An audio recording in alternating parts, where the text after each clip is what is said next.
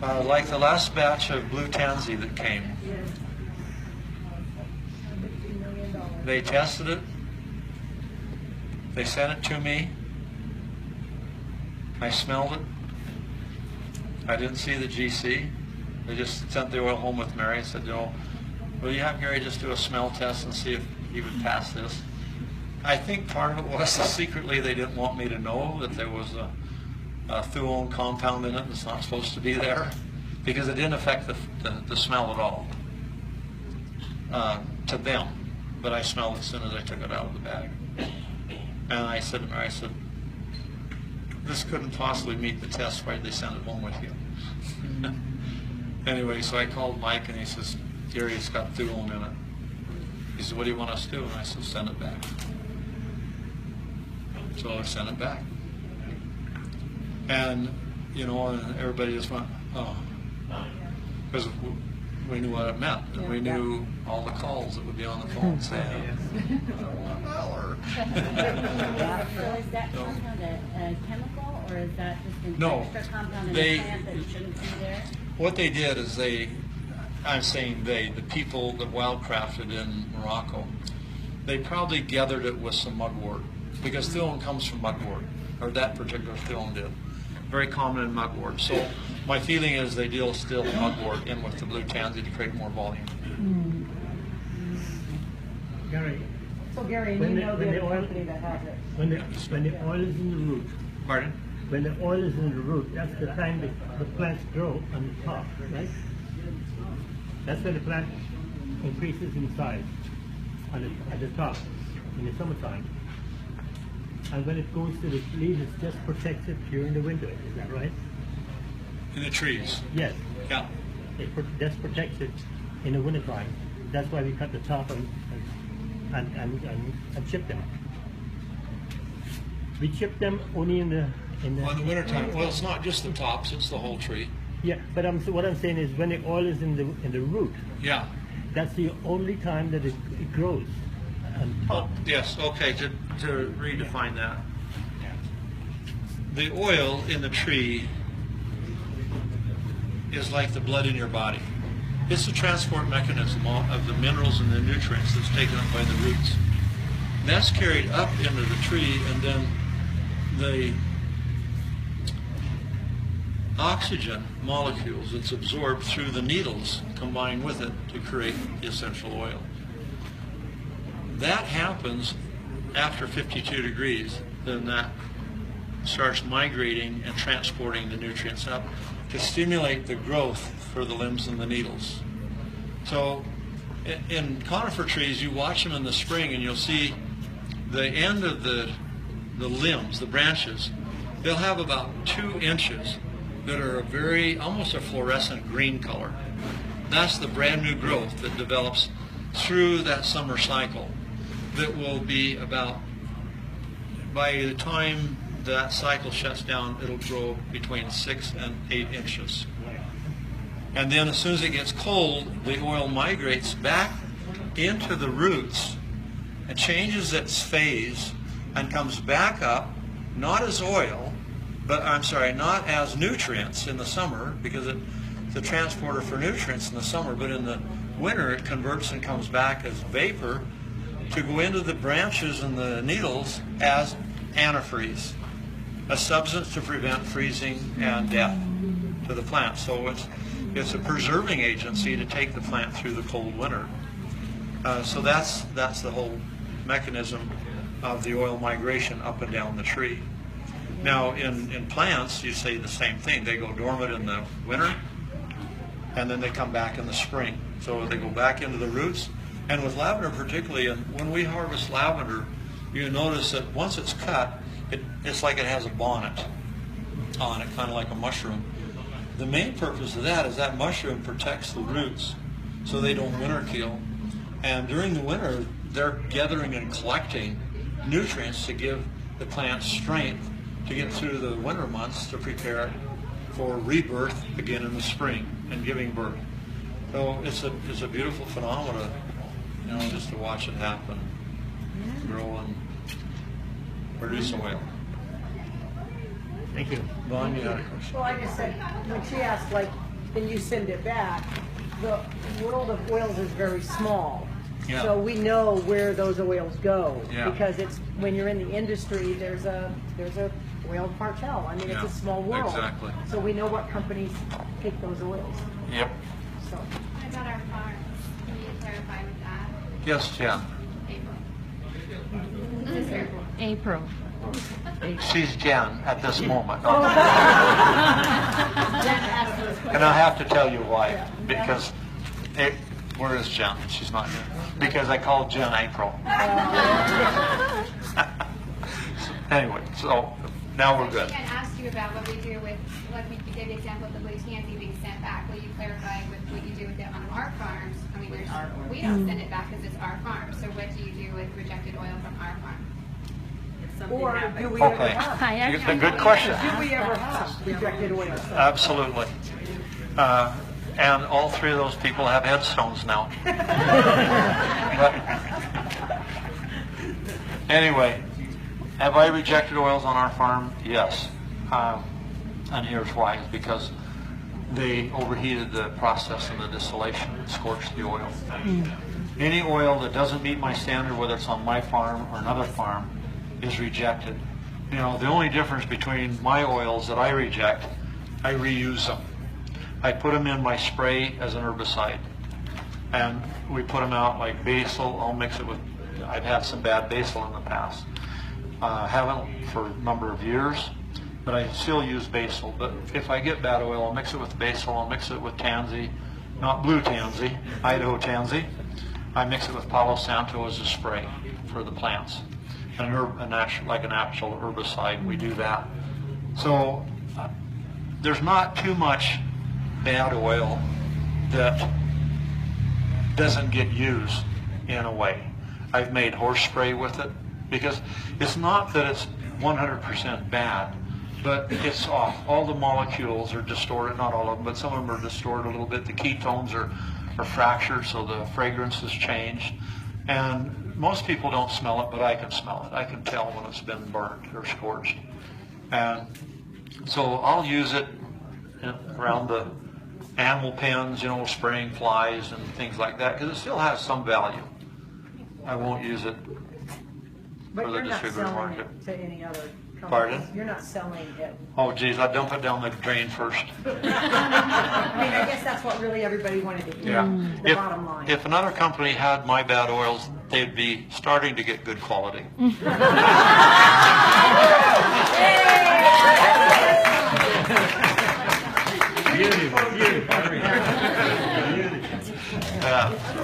And can you talk about our peppermint oil, which smelled differently 2 years ago, maybe? Remember? We have a batch of the peppermint Oh, the oil. peppermint. Shelton thing, yeah. The- That was a Melissa Shelton thing with the oil. Oh, That was 2012. wasn't it? yeah.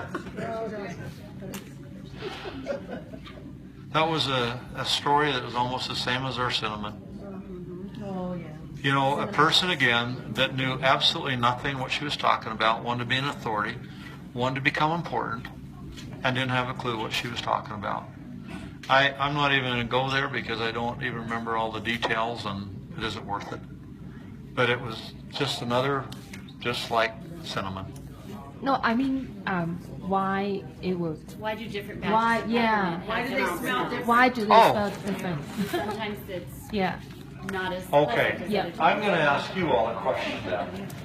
It's my turn. How many of you want your oils to smell the same all the time? Can I give my take?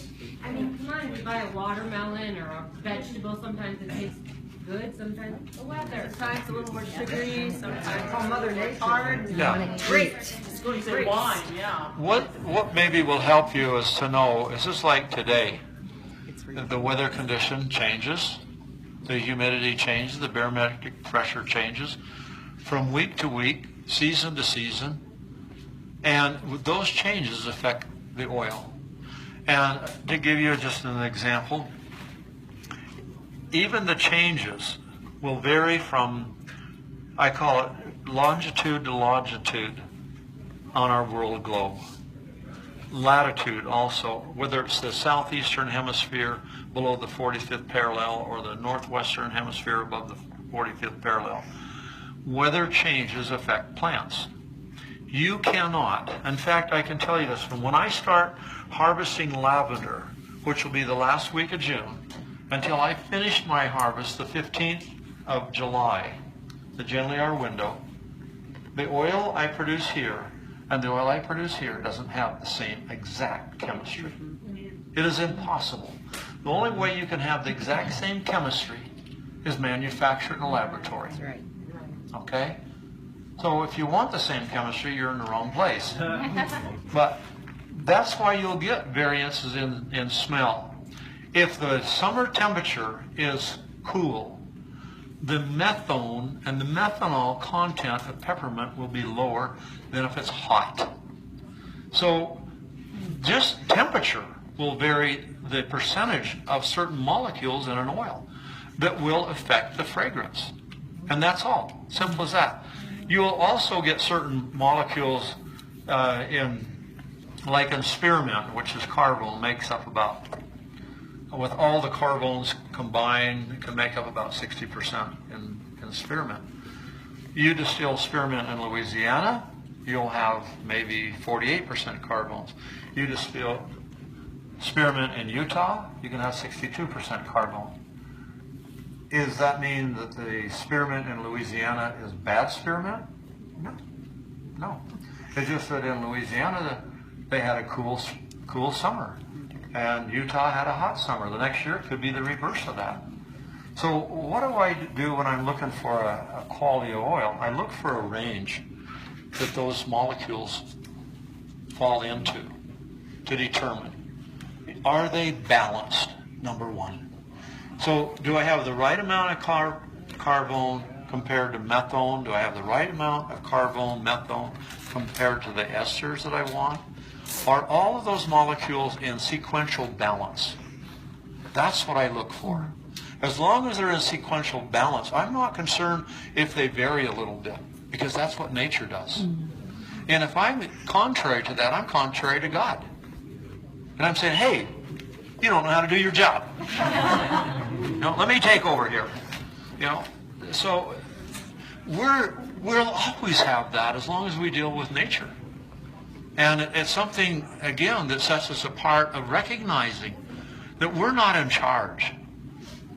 But where we make the difference is how we distill it, how we harvest it. Do we harvest it at the right time to capture the majority? You'll never capture 100% because you're going to have some loss just in the harvesting and the transporting and the processing. You know, it's just part of it. But again, it's capturing the essence and not losing the essence. Even if you lose, 0.1% of a molecule, you'll still have the essence. You'll still have that energy. And it's so critical because we're energetic beings. Everything is energy. And once we know that, then we look for that has balanced harmonics. And it works.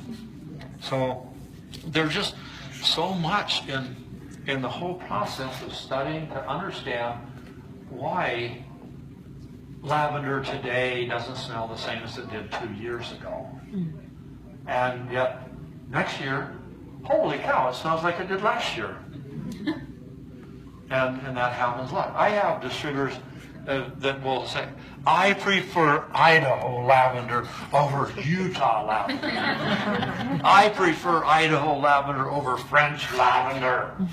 We get that all the time, But if I handed you a GC of all three of them, you go, well, which one is Idaho's? So what makes a difference? What does some people feel the difference? Why do some people, in fact, is there anybody here that prefers St. Mary's lavender?